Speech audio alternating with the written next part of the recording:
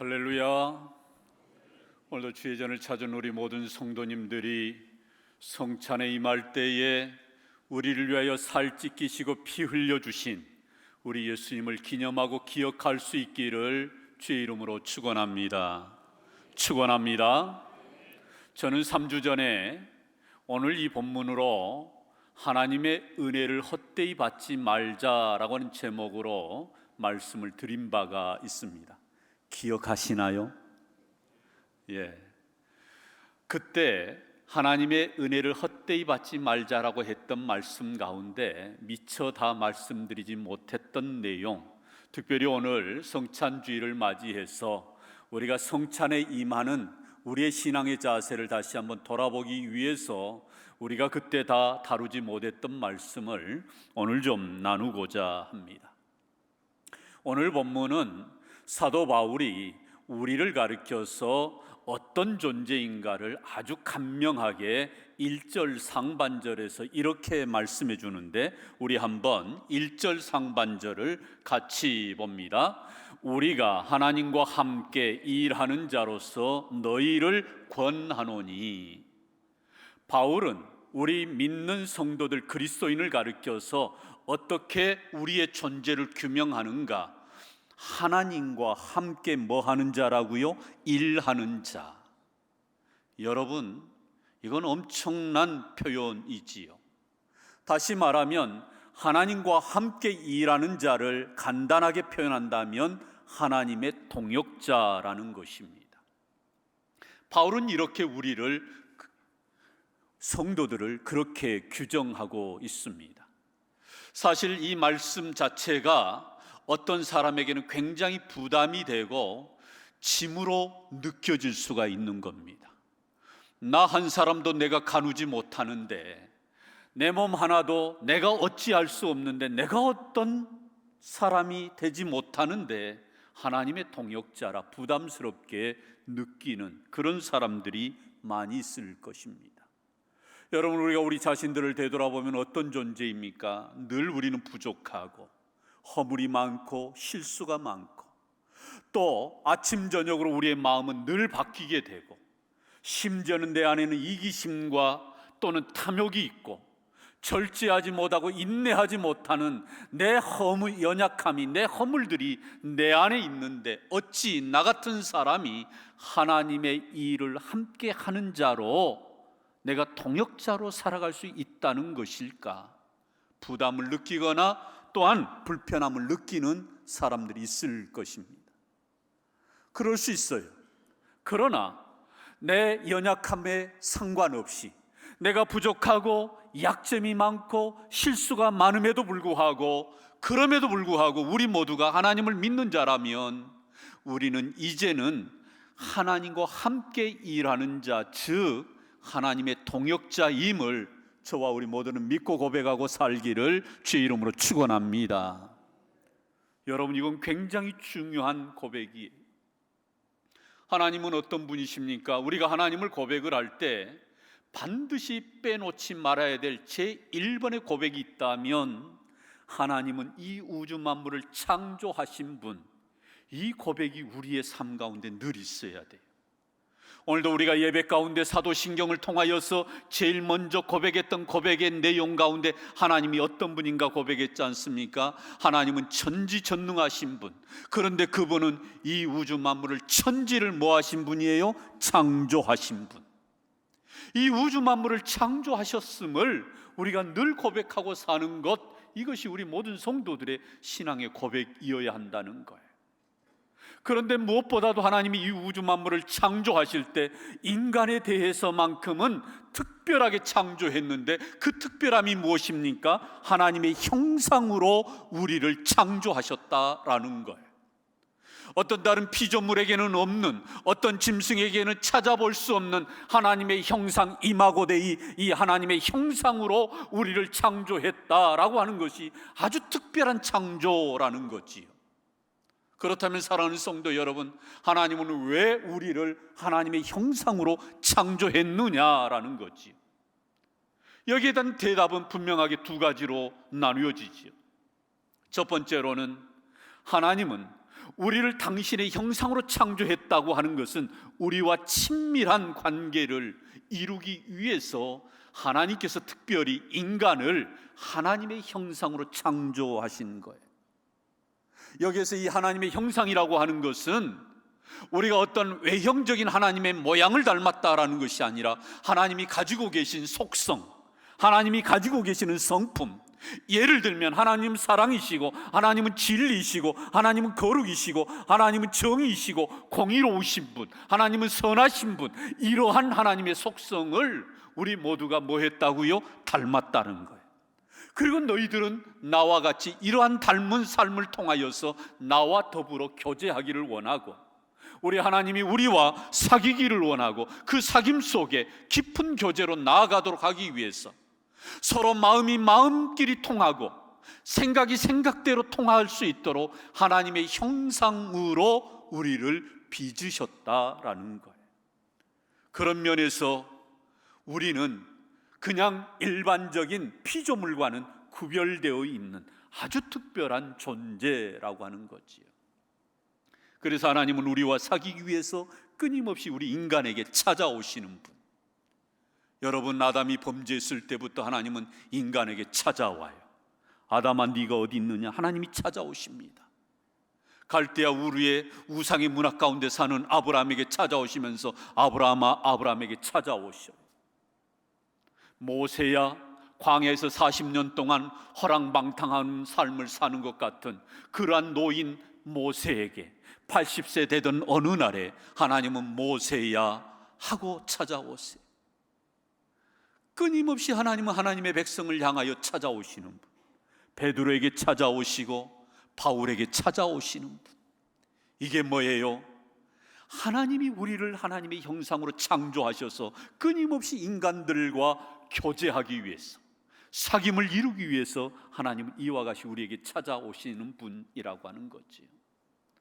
또 하나님이 우리를 하나님의 형상으로 창조하신 또 하나의 이유를 본다면 그것은 우리를 통하여서, 깊은 사귐과 깊은 교제를 통하여서 하나님을 드러내고 하나님의 일을 우리에게 맡기시기 위하여서 우리 하나님은 우리에게 이와 같이 하나님의 형상으로 창조하신 거예요. 사랑하는 성도 여러분, 그렇습니다.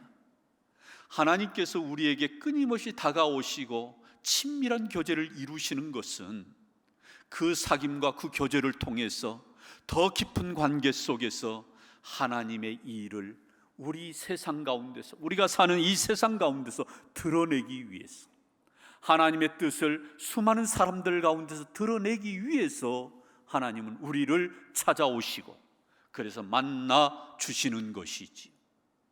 그래서 이 예배라고 하는 자리가 너무나도 소중한 것은 우리가 영적으로 하나님과 우리 자신들이 만나는 시간, 찬송으로 만나고 말씀으로 만나고 주님의 임재 아래 내가 들어감으로 하나님이 우리의 삶 가운데 간섭하시고 개입하시는 그러한 만남, 그러한 사귐, 이러한 것을 이루기 위해서 하나님은 끊임없이 우리에게 다가오시는 분이세요.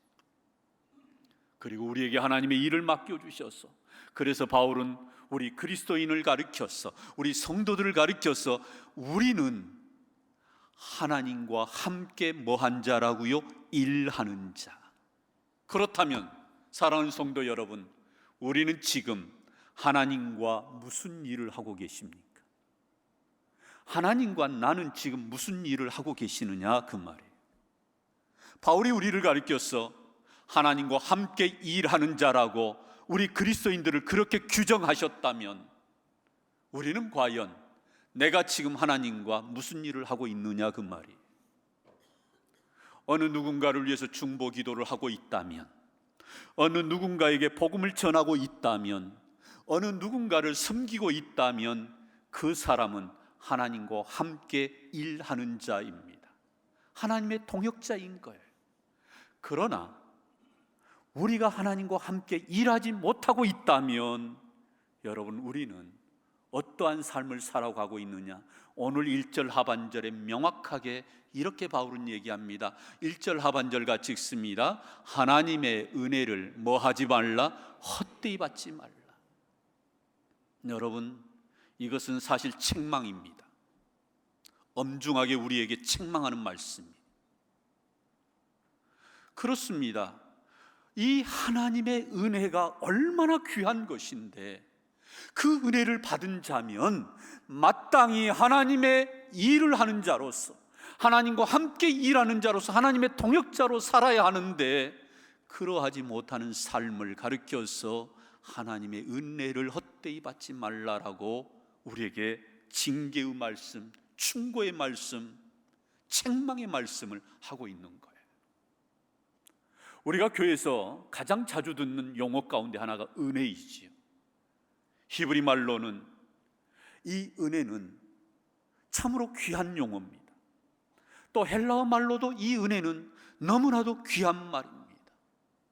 그러므로 실제적으로 우리가 이 하나님의 은혜, 이 카리스라고 하는 것은 내가 받을 만한 자격이 없는데, 자격이 없는 자에게 하나님이 값없이 베풀어 주신 하나님의 호의 또는 선물, 이걸 가리켜서 우리는 은혜라고 말하는 거예요.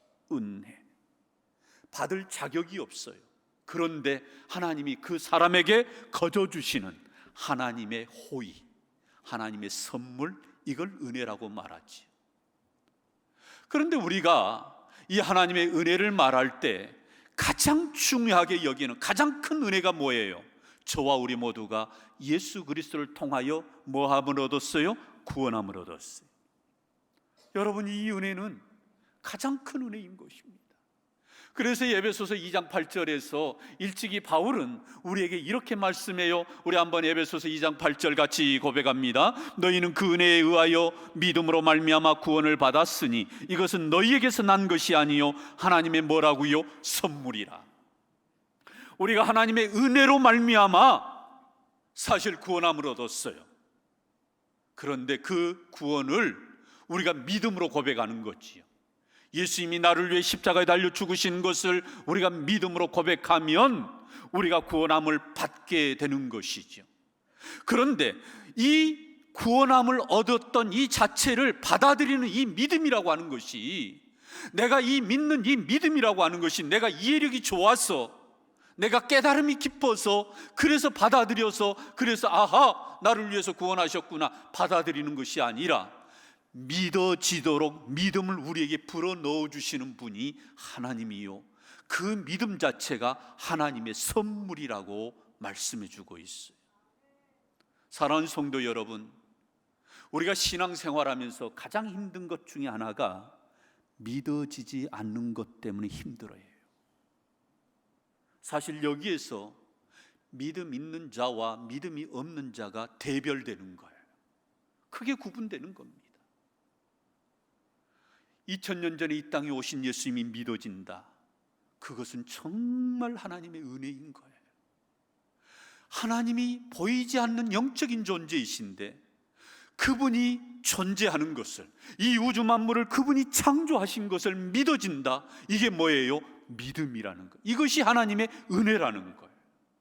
여러분, 하나님이 믿어진다면 이것이 하나님의 은혜임을 고백하고 살기를 주의 이름으로 축원합니다. 예수 그리스도가 나를 위하여서 십자가에 달려 죽으셨음을 믿어진다면 이것이 하나님의 은혜임을 고백하고 살기를 주의 이름으로 축원합니다. 이건 너무나도 큰 은혜이지요. 믿어지는 그 자체가, 믿음이 하나님의 은혜라는 거예요. 사람의 특성이 뭐예요? 보아야 믿고 확인해야 믿고. 저는 제가 제 자신을 보아도 나는 도저히 스스로 하나님을 믿을 만한 존재가 못된 사람이에요. 그런 내가, 그런 우리 자신이 하나님을 믿게 되고 이 자리에서 하나님을 경배하는 이 자체가, 이것이 하나님의 은혜라는 거죠. 그런 의미에서 바울은 자기가 하나님의 은혜로 살았음을 고백하는 거예요. 바울이 어떤 사람이에요? 교회를 박해한 사람, 성도들을 핍박했던 사람. 그런 그가 예수 그리스도를 만남으로 인하여서 비로소 자기 자신을 알게 되고 주님을 만나게 되고, 그것으로 인해서 완전히 인생이 180도 바뀌어서, 아니 360도로 바뀌어서 그의 인생은 이제는 모든 사람들에게 복음을 증거하는 사도로 쓰임받고 있는 그 자체를 보고 바울은 자기 자신이 어떻게 하나님의 은혜를 입었는가 고린도전서 15장 1에서 이렇게 고백을 해요. 우리 한번 같이 읽습니다. 내가 나 된 것은 하나님의 은혜로 된 것이니 내게 주신 그 은혜가 헛되지 아니하여 내가 모든 사도보다 더 많이 수고하였으나 내가 한 것이 아니요 오직 나와 함께 하신 하나님의 뭐로다? 은혜로다. 바울이 자기 자신을 돌아보니까 과거의 하나님을, 예수 그리스도를 알기 이전에는 율법에 매인바되어서 그 율법 지키면 구원받는 줄 알았어요. 행위로 내가 의롭게 살면 구원받는 줄 알았어요. 그런데 십자가에 달려 죽으신 그 주님이, 부활하신 그 주님이 나의 모든 율법으로 지키지 못한 그 죄를 다 속량해 주시고 나를 대신해서 죽게 되어진 이 사실을 깨닫고 난 다음부터 아하, 내가 선행으로, 어떤 힘으로, 어떤 지식으로 내가 의롭게 되고 구원받는 것이 아니라 율법을 완벽하게 지켜야 되는데 늘 지킨다고 하지만 그 율법을 어기고 있는 자기 자신이 늘 괴로웠었는데 우리 예수님이 나를 위하여 십자가에 달려 죽으시는 이 사건으로 인하여 구원받게 되는 그 모습을 보고 내가 나 된 것은 오직 하나님의 은혜로 된 것이라고 고백을 해요. 그래서 수많은 박해와 수많은 핍박을 했던 자기 자신의 지난날의 삶을 부끄러워하면서 많은 그러한 시련을 겪습니다.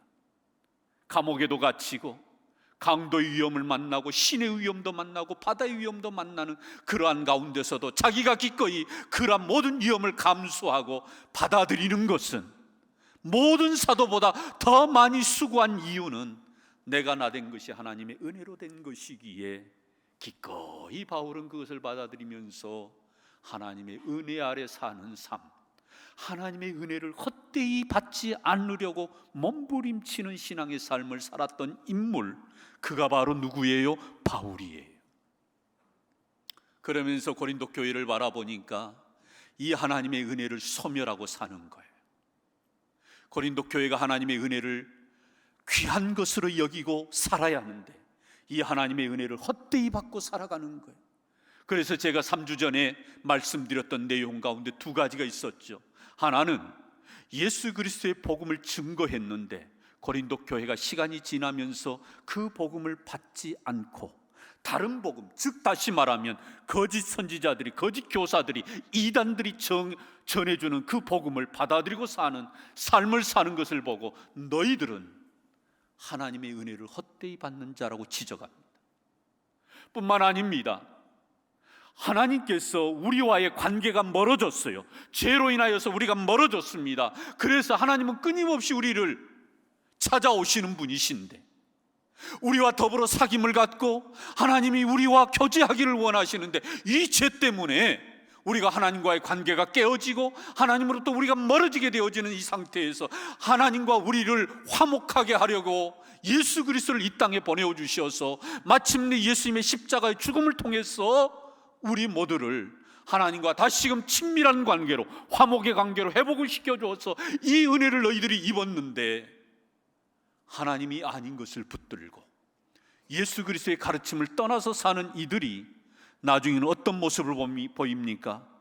화목의 직분을 버리고 서로 교회 안에서 싸우고 다투고 그리고 그 안에서 해결을 못해서 세상 법정으로 이 다툼의 문제, 송사의 문제를 가지고 세상 법정으로 나아가는 이러한 고린도 교회를 바라보면서 하나님의 은혜를 헛되이 받는 자라고 이야기하고 있어요. 여러분 그렇습니다. 마땅히 하나님과 함께 일하는 자로 이제는 그 하나님의 은혜를 누리는 자가 되었다면 하나님과 함께 일하는 자로 동역자로 살아야 할 성도들이 서로 다투고 싸우고 법정에 고소고발하고 사랑이 없는 삶으로 살아가는 이러한 그들의 행태를 보면서 바울은 하나님의 은혜를 헛되이 받는 것이라고 지적하는 거예요. 사랑하는 성도 여러분 그렇습니다. 어쩌면 이것이 오늘 한국교회의 모습을 이미 2000년 전에 바울을 통하여 투영해 주신 말씀이기도 합니다. 다시 말하면 오늘 이 시대의 교회들마다 고린도 교회의 옛 모습이 있다 이 말이에요. 사랑하는 성도 여러분, 저와 우리 모두는 예수 그리스도의 그 구원의 은혜로 말미암아 우리 모두가 하나님의 자녀가 되고 영원한 생명을 얻고 하나님의 나라를 상속받았다면 이 하나님의 은혜를 절대 소홀히 받지 않기를 주의 이름으로 축원합니다. 고린도 교회는 하나님의 이 은혜를 공허하게 만들어 버렸어요. 2차 세계대전, 이 세계 전쟁의 중심 인물 한 사람을 빼놓을 수 없다면 그 사람은 단연 독일의 아돌프 히틀러입니다. 그는 독일에 주어진 권력을 가지고 유럽을 제패하려고 했던 그런 전쟁의 장본인이었어요. 반유대주의자였기도 했습니다. 그래서 많은 유대인들을 600만 명이 넘는 사람들을 죽였습니다. 너무나도 잔악한 일을 많이 했어요. 그런데 이 히틀러 정권에 맞서서 이 나치즘에 맞서서 싸웠던 그런 많은 저항 세력이 있었는데 그 중에 한 사람이 히틀러를 암살하는 조직에 같이 몸을 담고 히틀러를 암살하는 그러한 행동을 하려고 뛰어든 한 사람이 있었는데 그 사람이 오늘 사진에 보는 디트리히 보네퍼라는 사람. 이 사람은 목사요 신학자입니다. 그는 히틀러를 가리켜서 전쟁 미치광이로 말합니다. 그 사람이 자기의 정치적인 야욕을 가지고 이 전 유럽을 전쟁의 불구덩이로 만들어버렸던 것을 이야기하면서 한 운전수가 있는데 그 운전수가 미친 운전수입니다. 미치광이가 운전대를 잡고 운전을 하면 그 차 안에 승객들이 어떻게 되겠어요? 그래서 그 미치광이 운전수를 끄집어 내려야 된다라고 말하면서 전쟁의 미치광인 히틀러를 끌어내려야 된다, 이렇게 항거하다가 결국은 붙잡혀서 세상을 떠나게 돼요. 그가 감옥에 갇혀서 많은 고문을 당하면서 그럼에도 불구하고 교회 성도들을 위하여 쓴 책이 옥중서신 나를 따르라, 이러한 책들을 그는 냈어요. 이 책을 통하여서 그가 말하고자 했던 메시지가 뭐냐? 교회는 세상의 잘못된 정치와 권력에 대해서 무관심하면 안 된다. 반드시 하나님의 애언자적인 이 말씀을 선포해야 된다라고 말을 한 거예요. 그러면서 교회의 무관심을 지적한 것입니다. 그러면서 또 한 가지, 성도들이 하나님의 이 값진 은혜를 받았는데 이 값진 은혜를 귀한 것으로 여기지 않고 하나님의 은혜를 값싼 은혜로, 싸구려 은혜로 전락시켰다고 지적해요. 그러면서 이 보네퍼는 뭐라고 얘기하냐면, 은혜는 전제가 아니라, 하나님의 은혜는 전제가 아니라 결과라는 거예요. 자막에 나와야 돼요. 하나님의 은혜는 뭐가 아니라는 거예요? 전제가 아니라 결과라는 거예요. 예를 들면 쉽게 설명하면 이거예요. 우리 모두가 죄를 짓고 회개하면 용서함을 받습니다. 이 용서함을 받는 것 자체는 하나님께서 우리에게 베풀어 주신 은혜의 결과라는 거예요. 그런데 많은 사람들이 죄를 어떻게 생각하느냐? 에이, 하나님이 내가 죄 지으면 용서해 주시겠지 하면서 죄를 아주 가볍게 여기는 거예요. 죄 짓는 것을 예사로 여기면서 죄 지었다가 에이, 하나님 앞에 회개하면 용서해 주실 텐데, 이렇게 신앙생활하는 사람들을 가리켜서 값비싼 은혜를 값싼 은혜, 싸구려 은혜로 전락시켰다는 거예요. 사랑하는 성도 여러분, 우리가 살다 보면 어찌할 수 없이 죄를 지을 때 그 죄 앞에 통곡하고 그 죄 앞에서 하나님의 진노하심, 하나님의 두려우심을 우리가 고백하면서 철저하게 그 죄에 대해서 진심을 담아서 회개할 수 있기를 주의 이름으로 축원합니다. 그럴 때 하나님이 우리를 긍휼히 여기시고 거기에 하나님께서 용서의 은혜를 베푸시는 것, 이게 하나님의 결과적인 은혜라는 거예요. 근데 아예 전제를 하는 거예요. 용서해 주시겠지. 전제하고 죄 짓는 것을 가볍게 여기는 것, 진정한 참회가 없는 용서를 구하는 것, 이게 뭐예요? 하나님의 값비싼 은혜를 값싼 은혜로 전락시키는 거예요. 주의 말씀을 듣고 그 말씀 앞에 반응하며 살아야 되는데 그 말씀에 반응하지 않고 살아가는 삶에 대하여서 값싼 은혜로 사는 자라고 말하고 있어요. 그러므로 이 하나님의 은혜라고 하는 것은 인간이 일으킨 결과가 아니라 하나님이 일으킨 결과라는 거예요. 다시 말하면 하나님께서 우리에게 은혜 베푸셔서 우리가 용서함을 받고 구원함을 얻는 것이지, 용서해 주시겠지 아예 미리 전제해 놓고 그렇게 믿는 신앙의 자세는 하나님의 이름을 모욕시키는 거예요. 사랑하는 성도 여러분, 우리가 오늘 이 성찬상을 베풀었는데 이 성찬상은 우리 예수님이 제정하신 자리입니다. 인간이 만들어 놓은 자리가 아니에요.